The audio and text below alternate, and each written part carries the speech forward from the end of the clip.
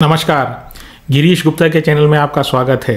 पिछले दिनों हमने कमोडिटी बुल रन से संबंधित 2 वीडियो बनाए थे। उसमें एक हिंदुस्तान कॉपर से रिलेटेड था, दूसरा हिंदुस्तान जिंक से रिलेटेड था। और बेस मेटल में या प्रेशस मेटल में ये जो तेज़ी है ये पूरे विश्व में चल रही है। और एक और जो मेटल है बेस मेटल एल्यूमिनियम, इसके भी प्राइसेस लंदन मेटल एक्सचेंज में 3 साल के हाई पे पहुंच गए हैं। अब इसके क्या कारण है, थोड़ा इसका डिस्कशन करेंगे। और कौन सा ऐसा शेयर है जो एल्यूमिनियम में आई इस तेज़ी का भरपूर फ़ायदा उठा सकता है, तो आज के वीडियो में उसके बारे में बात करेंगे। पहले बात कर लेते हैं कि लंदन मेटल एक्सचेंज में हो क्या रहा है, तो और ऐसा क्यों हो रहा है। तो लंदन मेटल एक्सचेंज में जो एल्यूमिनियम की प्राइसेस हैं वो 3 साल के हाई पर लगभग 2860 यूएस डॉलर पर टन के रिकॉर्ड हाई पर पहुंच गई है। इसका कारण क्या है? देखिए, इसके 2-3 कारण समझे जा सकते हैं।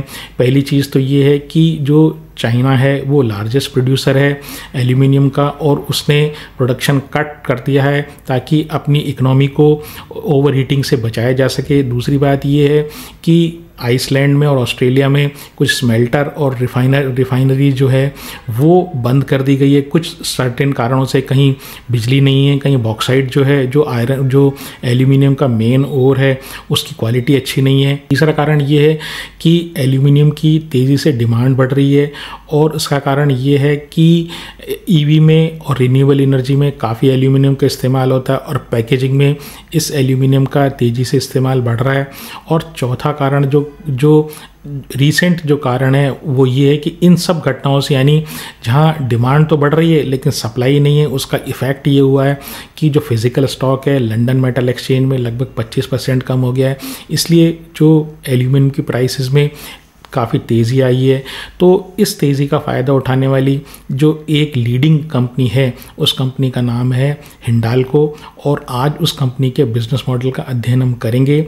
और ये जो कंपनी है इसके ऑपरेशंस बड़े कॉम्प्लिकेटेड हैं, इसके ऑपरेशंस 10 देशों में फैले हुए हैं। तो कोशिश करेंगे कि एक सरल भाषा में एक इसका बिज़नेस मॉडल आपके सामने मैं प्रस्तुत करूं।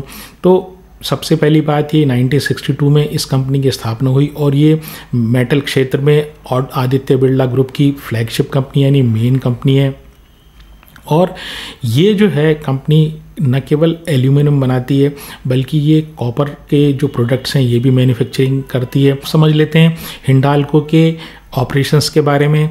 तो ये कंप्लीटली इंटीग्रेटेड ऑपरेशंस इस कंपनी के हैं, और ये माइनिंग, रिफाइनिंग, स्मेल्टिंग और साथ ही साथ फैब्रिकेशन और मैन्युफैक्चरिंग के कंप्लीट जो वैल्यू चेन होती है एल्यूमिनियम की, वहाँ पे ये हैं। और इसका फ़ायदा ये है कि ये जो इनके भारत में ऑपरेशंस हैं ये वर्ल्ड के one of the lowest cost producer aluminium के हैं। तो एक एक करके समझते हैं कि ये स्टेप्स क्या होते हैं एल्यूमिनियम बनाने के, और ये आखिर एल्यूमिनियम से क्या क्या प्रोडक्ट बनाते हैं। तो पहली चीज़ है वो एल्यूमिनियम की माइनिंग। तो इनकी खुद की माइंस हैं, और वहाँ से ये जो एल्यूमिनियम का ओर होता है बॉक्साइट उसको निकालते हैं, और इसके बाद ये इसको रिफ़ाइन करते हैं। इनकी खुद की रिफ़ाइनिंग यूनिट्स हैं, और उस जो प्रोसेस जिससे ये रिफ़ाइनिंग की जाती है उसको बेयर्स प्रोसेस बोलते हैं। और वहाँ से एक एल्यूमिना, एक वाइट पाउडरी सब्सटेंस जो होता है एल्यूमिना प्राप्त होता है हमें।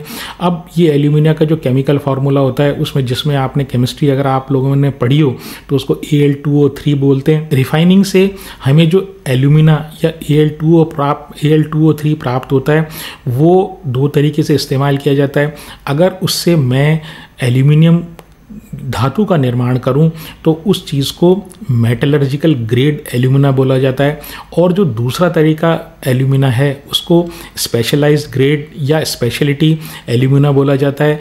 और ये स्पेशलिटी एल्यूमिना जो है इसका उपयोग सर्टेन एप्लीकेशंस में होता है, और ये एक वैल्यू एडेड प्रोडक्ट है। वैल्यू एडेड प्रोडक्ट का मतलब ये है, एक तो आपने एल्यूमिनियम प्रोड्यूस कर दिया। अब एल्यूमिनियम तो बहुत सारे जो है मैन्युफैक्चरर्स या जो एल्यूमिनियम प्रोड्यूस करने वाली कंपनीज बनाती हैं, स्क्रैप से भी वो चीज़ बनती है, लेकिन वहाँ आपको जो मिलेगा भाव वो आप वहाँ पर प्राइस पे करोगे।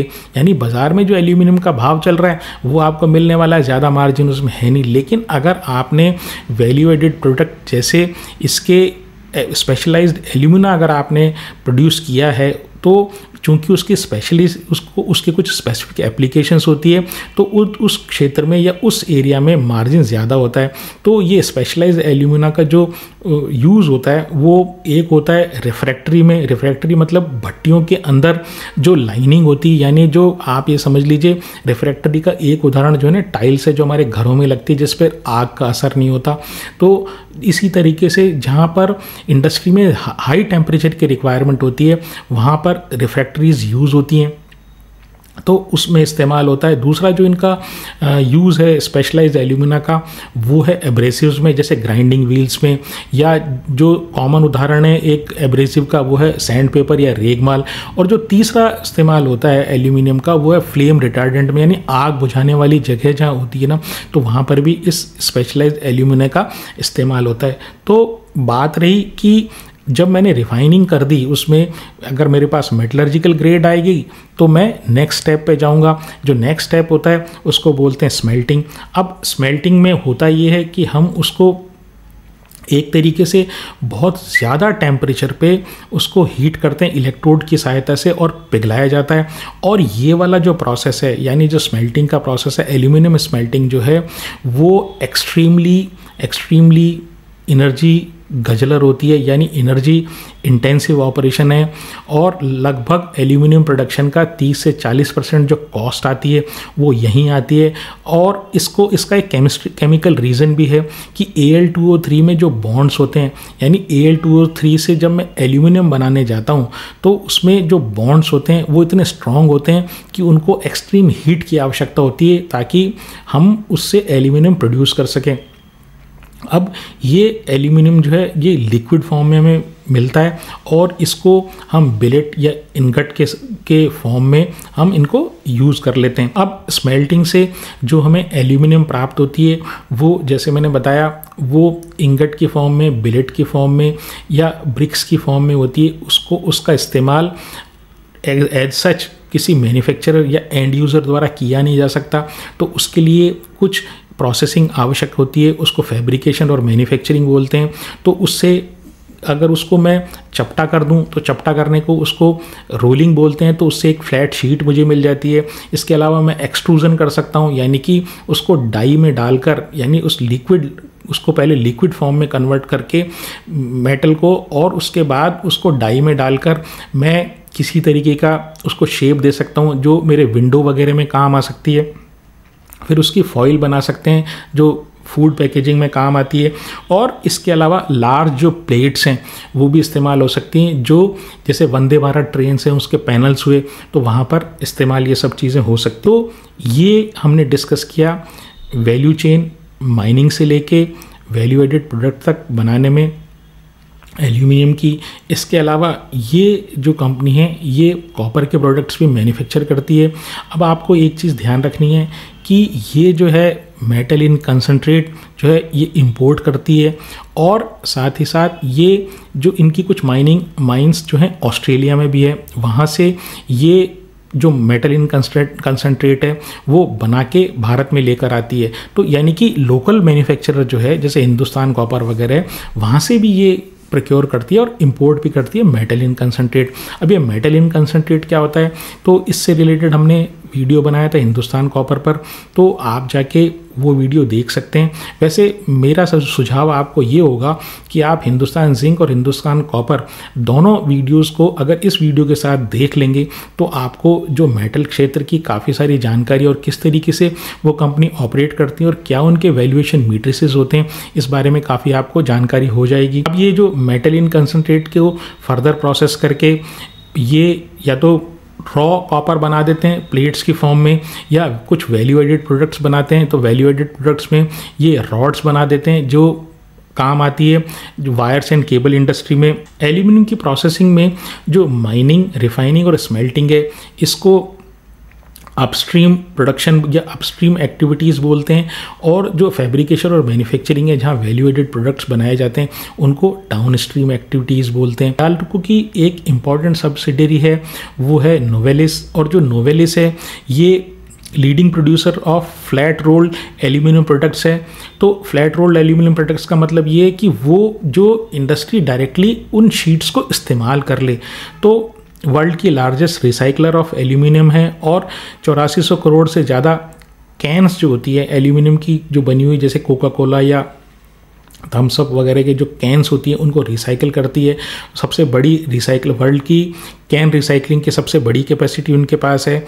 और ये जो फ्लैट रोल्ड प्रोडक्ट्स उसके बाद ये बनाती है, नोवेलिस जो बनाती है वो इस्तेमाल होते हैं ये बेवरेज पैकेजिंग में, पहली चीज़। दूसरी ऑटोमेटिव इंडस्ट्री में, जैसे मैंने बताया कार वगैरह के पैनल्स वगैरह, और ईवी बैटरी की केसिंग में, एरोस्पेस इंडस्ट्री में, और कंस्ट्रक्शन और आर्किटेक्चरल इंडस्ट्री में इस्तेमाल होता है। स्पेशली जो फसाड वगैरह जो बनाते हैं बिल्डिंग्स के बाहर वो। हिंडाल्को की कैपेसिटी की बात करूं तो ये मैं ओवरऑल कैपेसिटी की बात कर रहा हूं, वर्ल्ड वाइड कैपेसिटी की 1.34 मिलियन मीट्रिक टन इनकी कैपेसिटी प्राइमरी एल्यूमिनियम प्रोड्यूस करने की है। 0.43 मिलियन मीट्रिक टन इनकी value added products aluminium produce करने की कैपेसिटी है। 4.2 मिलियन मीट्रिक टन इनके रोलिंग कैपेसिटी है नोवेलिस में, और 0.56 मिलियन मीट्रिक टन ये स्पेशलाइज्ड एल्यूमिना प्रोड्यूस करते हैं। जो कॉपर की कैपेसिटी की बात करूं वर्ल्ड वाइड की, तो Hindalco 0.42 million metric ton copper plates यानी रॉ कॉपर प्रोड्यूस करती है, और 0.54 मिलियन मीट्रिक टन्स जो है ये कॉपर रॉड्स और वैल्यू एडेड प्रोडक्ट्स प्रोड्यूस करती है। अब इनके रेवेन्यू सेगमेंट की बात करूं, मतलब ये जो है किस बिजनेस से इनका कितना रेवेन्यू आता है, तो देखिए नोवेलिस जो है ना वो उससे लगभग इनका 57.5% रेवेन्यू आता है, यानी 60% जो हिंडाल्को है ना वो नोवेलिस है। तो नोवेलिस की जो परफॉर्मेंस है ये हिंडाल्को की परफॉर्मेंस के लिए बहुत ही ज़्यादा इम्पॉर्टेंट है। तो आपको जब भी हिंडाल्को को आप देखें तो हिंडाल्को को आप आइसोलेशन में ना देखें, नोवेलिस की परफॉर्मेंस जरूर चेक करें। इसके अलावा ये जो एल्यूमिनियम के अपस्ट्रीम जो है, जो इनका माइनिंग, रिफाइनिंग और स्मेल्टिंग से जो हिस्सा आता है, यानी जो एल्यूमिनियम एज सच जो प्रोड्यूस करने से इनका रेवेन्यू आता है वो 14.5% आता है। डाउन स्ट्रीम या वैल्यू एडेड प्रोडक्ट से इनका जो रेवेन्यू आता है वो 5% आता है, और जो कॉपर से जो इनका रेवेन्यू आता है अपस्ट्रीम डाउन स्ट्रीम सब मिला के वो 23% रेवेन्यू आता है। अब इस हिंडाल्को की कुछ खास बातें मैं आपको बता देता हूँ। तो एक तो बात मैंने शुरू में बताई कि वर्ल्ड्स की लोएस्ट जो है, जो भारत की इसके ऑपरेशंस हैं वो वर्ल्ड की lowest cost producer aluminium industry है ये हिंडाल्को। और 2002 में इन्होंने नोवेलिस और 2020 में अल्टेरिस का इन्होंने एक्विजिशन किया, और उसके बाद ये जो है वर्ल्ड की लार्जेस्ट इनके पास एल्यूमिनियम रोलिंग कैपेसिटी इनके पास आ गई है।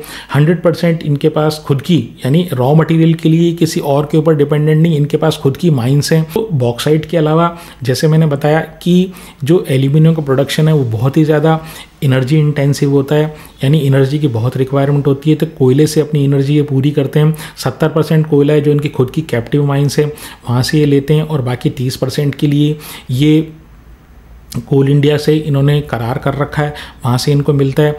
लेकिन ये कर क्या रहे हैं कि इन्होंने अभी मीनाक्षी और चकला जो कोल माइंस हैं वे उन्होंने अक्वायर किए, और जब ये ऑपरेशनल कम्प्लीटली हो जाएंगी तो जो कोल इंडिया के ऊपर इनकी डिपेंडेंस है वो भी कम हो जाएगी। अब अपनी कॉस्ट को कम करने के लिए ये रिन्यूएबल एनर्जी का भी सहारा ले रहे हैं, और इनका टारगेट ये है कि Q3 FY26 यानी इस साल के जो Q3 के एंड तक ये 300 मेगावाट जो है वो रिन्यूएबल कैपेसिटी ये खुद की एस्टैब्लिश कर लें।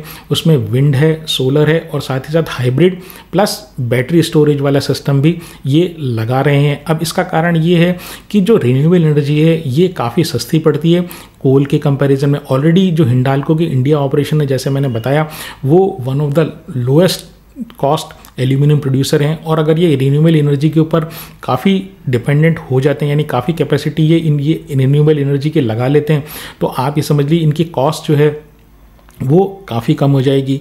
और 10 कंट्रीज़ में इनके ऑपरेशंस हैं, 50 से ज़्यादा इनकी मैन्युफैक्चरिंग यूनिट है, उसमें से 19 जो हिंडाल्को की इंडिया ऑपरेशंस हैं तो वहाँ है, और 31 नोवेलिस की है। 25 इनकी माइंस हैं, इसमें से 20 जो हैं बॉक्साइट की हैं, और जो 5 हैं ये कोल माइंस हैं। और नेक्स्ट 4 ईयर्स में इनका टारगेट ये है कि ये अपनी रिफाइनिंग और स्मेल्टिंग कैपेसिटी जो है वो ये बढ़ाएंगे और उसके लिए नेक्स्ट 5 ईयर्स में ये लगभग 50 से 60 हज़ार करोड़ का केपेक्स करने वाले हैं। उसमें नोवेलिस की कैपेसिटी एक्सपेंशन भी शामिल है और भारत में जो कॉपर और एल्यूमिनियम दोनों की जो स्मेल्टिंग और रिफाइनिंग की जो कैपेसिटी है उसको बढ़ाने का इनका प्लान है। कुछ रिसाइकलिंग में भी ये एक्टिव हो रहे हैं। स्ट्रेंथ की बात करूँ तो बहुत ही शानदार प्रमोटर ग्रुप है इनका। आदित्य बिरला ग्रुप बहुत ही स्ट्रॉन्ग कॉन्ग्लोमरेट है, तो उसकी बैकिंग इनके साथ है। मार्केट डोमिनेटिंग प्रेजेंस है इनकी और एल्यूमिनियम में सबसे, जैसे मैंने बताया, लोएस्ट कॉस्ट प्रोड्यूसर हैं हिंडाल्को इंडिया ऑपरेशंस।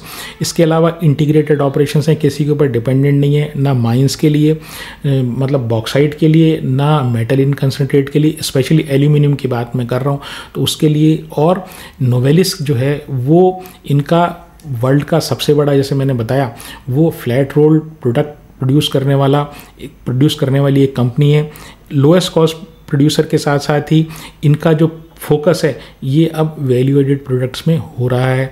और वीकनेस की बात करूं तो प्राइस टेकर है, यानी कि लंदन मेटल एक्सचेंज में यानी वर्ल्ड वाइड जो प्राइस चल रही होंगी वो प्राइस इनको लेनी पड़ेगी।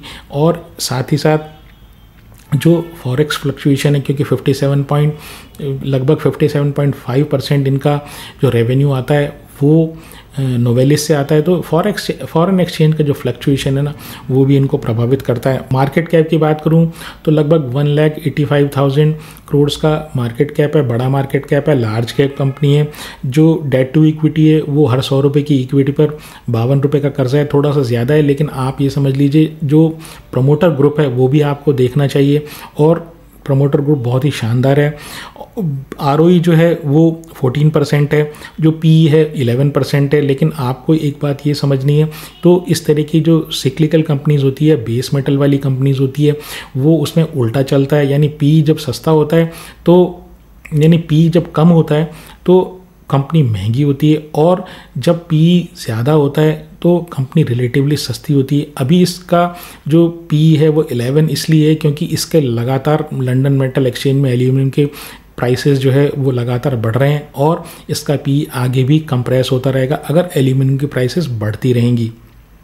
3 साल की सेल और जो प्रॉफिट है वो लगभग 6 से 7% बढ़ा है। लेकिन जो पिछले 12 महीनों की सेल और प्रॉफिट है वो आप देखिए, 12 महीनों की सेल केवल 12% बढ़ी है, लेकिन सेल जो प्रॉफिट है वो 58% बढ़ा है। और इसका कारण मैंने आपको बताया कि इनकी जो कॉस्ट होती है वो मोरलेस फिक्स होती है। जैसे जैसे इन जो इस तरह के मेटल वाली कंपनीज होती है वो उनको अपना एवरेज सेलिंग प्राइस जैसे जैसे ज़्यादा मिलता है वैसे वैसे उनका जो है प्रॉफिट बढ़ता जाता है। प्रमोटर के पास 35% है, FII के पास 28% है, DII के पास 24% है और मात्र 13% जो पब्लिक और गवर्नमेंट और अन्य के पास है।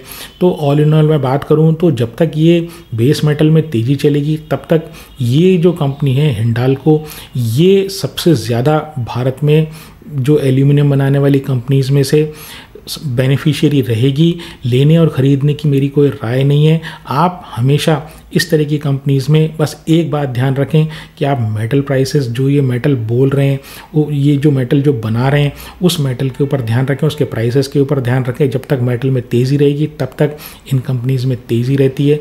लेने खरीदने की मेरी कोई राय नहीं है। अगर आपको मेरा प्रयास पसंद आया हो तो चैनल को सब्सक्राइब करें, वीडियो को लाइक करें और शेयर करें। आज के लिए इतना ही। नमस्कार, धन्यवाद, जय हिंद।